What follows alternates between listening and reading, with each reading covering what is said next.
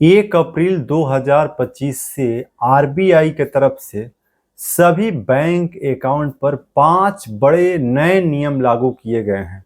आपका bank account चाहे government bank में हो या फिर प्राइवेट बैंक में हो, सभी लोगों के लिए आरबीआई के तरफ से 1 अप्रैल 2025 से 5 बहुत बड़े बदलाव किए गए हैं, जिसमें यूपीआई यूनिफाइड पेमेंट इंटरफेस के साथ साथ यदि आप यूपीआई का उपयोग कर रहे हैं तो उसमें भी बहुत बड़े बदलाव और नए नियम लागू किए गए हैं। जबकि आपके बैंक अकाउंट में जो आप अपना पैसा रखते हैं उसमें मिनिमम एवरेज बैलेंस चार्जेस को लेकर के बहुत बड़ा बदलाव किया गया है। एटीएम का आप उपयोग करते हैं तो एटीएम कार्ड पर भी बहुत बड़ा नया नियम लागू किया गया है और खास करके सीनियर सिटीजन के लिए भी इस 1 अप्रैल 2025 से आरबीआई के तरफ से बहुत बड़े बदलाव और नए नियम लागू किए गए हैं। उसके साथ साथ भारत के जितने भी बैंक अकाउंट होल्डर हैं उनके लिए एफडी, इंटरेस्ट या फिर आप रेकरिंग डिपॉजिट करते हैं या अन्य प्रकार के आप किसी भी प्रकार का पैसा आप जो है बैंक में रखे हैं तो उसको लेकर के भी नया नियम लागू किया गया है, जिसके बारे में हम आज आपको पूरी इंफॉर्मेशन देंगे। तो आप ध्यान से पूरा वीडियो देखिएगा। अभी आप रवि तिवारी बैंकिंग चैनल देख रहे हैं, चैनल पर आप पहली बार जुड़े हैं तो सब्सक्राइब कर लीजिएगा, वीडियो को लाइक कीजिएगा और इससे जुड़ा कोई सवाल या सुझाव है तो आप कमेंट बॉक्स में टाइप कर सकते हैं। तो चलिए आज के इस वीडियो में हम आपको, यदि आपका खाता SBI, PNB, bank of Baroda या किसी भी बैंक में आपका खाता है तो ये खबर आपको जानना बहुत जरूरी है। 1 अप्रैल 2025 से 5 नियमों में बदलाव किया गया है। आरबीआई का न्यू रूल्स जो आया है उसमें सबसे पहले हम बात करते हैं यूपीआई को लेकर, यानी कि जो आप यूपीआई के माध्यम से पेमेंट करते हैं या फिर पेमेंट रिसीव करते हैं तो उस पर जो नए नियम आरबीआई के तरफ से लाया गया है, इसमें देखिए यूपीआई की सेवाओं को लेकर के national payments corporation of India यानी एनपीसीआई भारत के तहत, रिजर्व बैंक ऑफ इंडिया के तहत जो है पूरे यूपीआई की कंट्रोलिंग और उसकी देखरेख जो है एनपीसीआई करती है। और एनपीसीआई के द्वारा जो है 1 अप्रैल 2025 से नए नियम लागू किए जा रहे हैं, जिसके अनुसार यदि आपने अपने मोबाइल नंबर का 90 दिनों से इस्तेमाल नहीं किया है तो वह नंबर किसी और व्यक्ति को दिया जा सकता है। जिसका मतलब है कि यदि आपने उस पुराने मोबाइल नंबर से यूपीआई लिंक किया है और वह नंबर बंद हो गया है तो आप उसका इस्तेमाल यूपीआई सेवाओं के लिए नहीं कर पाएंगे। देखिए जो नया नियम है कि यदि आप किसी भी मोबाइल नंबर को 90 दिन तक उसमें आप रिचार्ज नहीं करते हैं या आप अपने मोबाइल से उस नंबर सिम को निकाल करके रख देते हैं तो आपका वे नंबर बंद हो जाता है और फिर वे नंबर किसी दूसरे के नाम पर यदि कोई खरीदता है तो उसके नाम पर अलॉट हो जाता है। उस स्थिति में जो है आप अपने यूपीआई का उपयोग नहीं कर पाएंगे। 1 अप्रैल 2025 से भारत के जितने भी बैंक अकाउंट हैं सभी बैंक अकाउंट होल्डर पर ये एनपीसीआई के द्वारा ये रूल लागू किया गया है और ये रूल जो है समय समय से हर बैंक की जो है जांच करेगा और नंबर को आइडेंटिफाई करके जो है आपके यूपीआई को जो है सेवाओं को रोका जा सकता है। तो ये जो देखिए 90 दिन का जो ये मोबाइल नंबर का जो रिचार्ज का मामला है ये बहुत ही गलत है, इससे लोगों को बहुत ज़्यादा जो है नुकसान उठाना पड़ रहा है। तो इस नियम से तो हम बिल्कुल सहमत नहीं हैं। आप कमेंट करके बताइएगा कि ये जो मोबाइल नंबर रिचार्ज का यूपीआई पे जो नियम है ये कैसा है।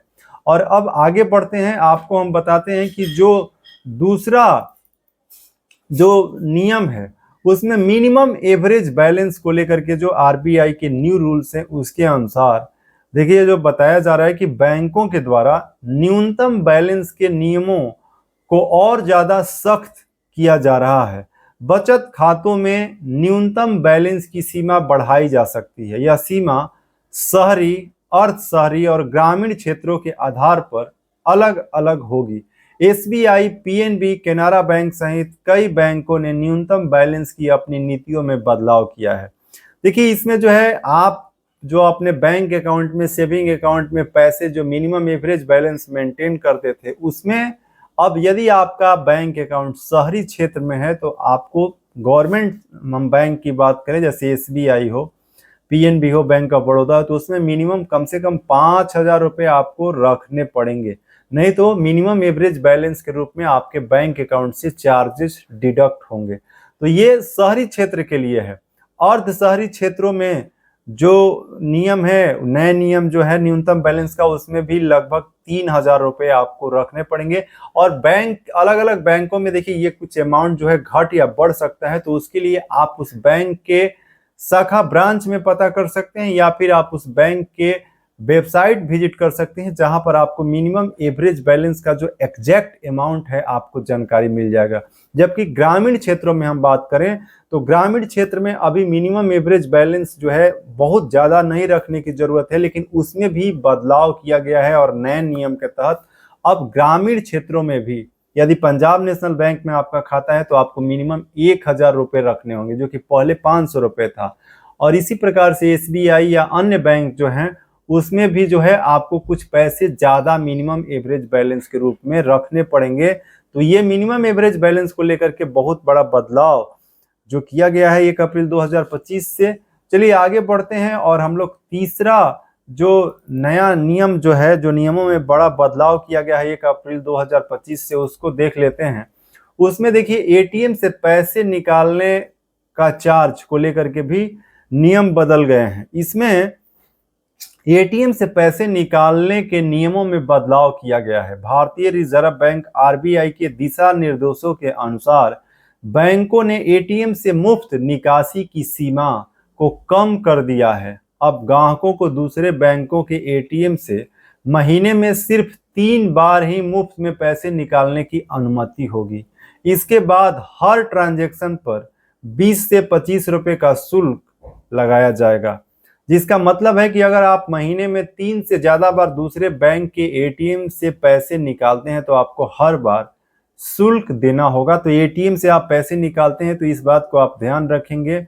और देखिए ग्रामीण क्षेत्रों में जो है इसकी सीमा 4 या 5 भी है, तो निर्भर करता है कि आपका खाता किस ब्रांच में है, ग्रामीण क्षेत्र में, शहरी क्षेत्र में है, तो वहाँ ब्रांच से भी आप कंफर्म कर सकते हैं कि आपको अपने ATM कार्ड से पैसे निकालने का जो फ्री ट्रांजैक्शन लिमिट है वो कितना बार है, जिससे आप ATM पर जो चार्जेस लगेंगे उससे आप बच सकते हैं। तो ये बहुत बड़े बदलाव जो हैं नियमों में किया गया है, जो 5 बड़े बदलाव है RBI न्यू रूल्स के तहत। आगे बढ़ते हैं और बात करते हैं कि चौथा जो बदलाव हुआ है उसमें देखिए सेविंग अकाउंट और FD इंटरेस्ट रेट में भी बदलाव, इसमें भी बहुत बड़े बदलाव 1 अप्रैल 2025 से किए गए हैं, जिसमें कई बैंकों ने अप्रैल से सेविंग अकाउंट और FD की ब्याज दरों में बदलाव करने जा रहे हैं।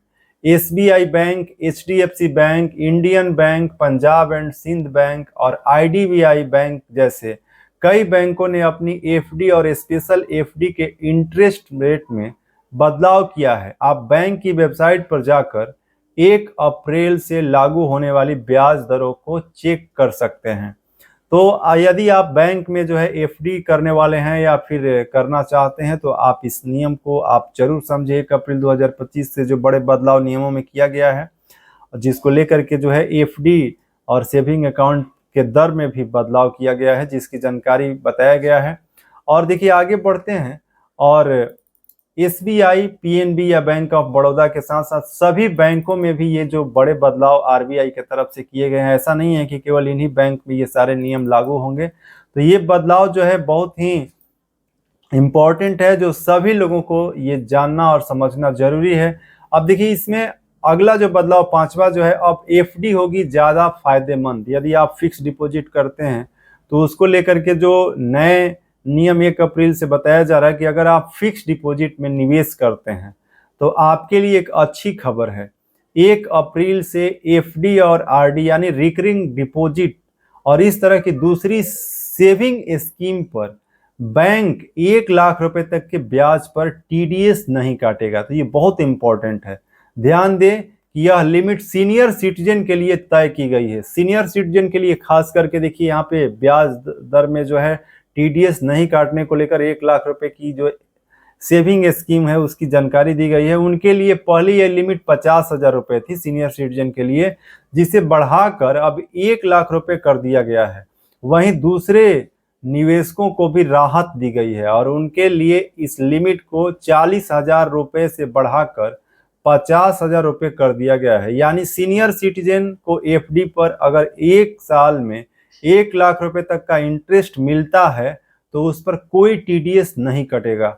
सीनियर सिटीजन के लिए लिमिट को सीधा डबल कर दिया गया है, जिससे उन्हें काफी फायदा होगा। तो ये 5 बहुत बड़े बदलाव जो नियमों में किए गए हैं, ये बहुत इंपॉर्टेंट है कि आप इसको समझें और इसको समझ करके ज्यादा से ज्यादा लोगों को भी आप साझा करें। इस वीडियो को शेयर कीजिए ताकि SBI, PNB, bank of Baroda किसी भी खाता है तो खबर जो है 1 अप्रैल 2025 से जो 5 बड़े बदलाव हुआ है उसको जानना जरूरी है, क्योंकि आरबीआई के जो रूल हैं वे सभी बैंकों पर लागू होते हैं। तो आशा करते हैं कि इस वीडियो में जो भी हमने आपको जानकारी दिया है आपको जरूर अच्छा लगा होगा। रवि तिवारी बैंकिंग चैनल आप पहली बार देख रहे हैं तो सब्सक्राइब कर लीजिएगा, वीडियो को लाइक कीजिएगा और इससे जुड़ा कोई सवाल या सुझाव है तो कॉमेंट बॉक्स में टाइप कीजिएगा। और ऐसे ही इंफॉर्मेशन देखने के लिए आप जुड़े रहिए। तो आज बस इतना ही। जय हिंद।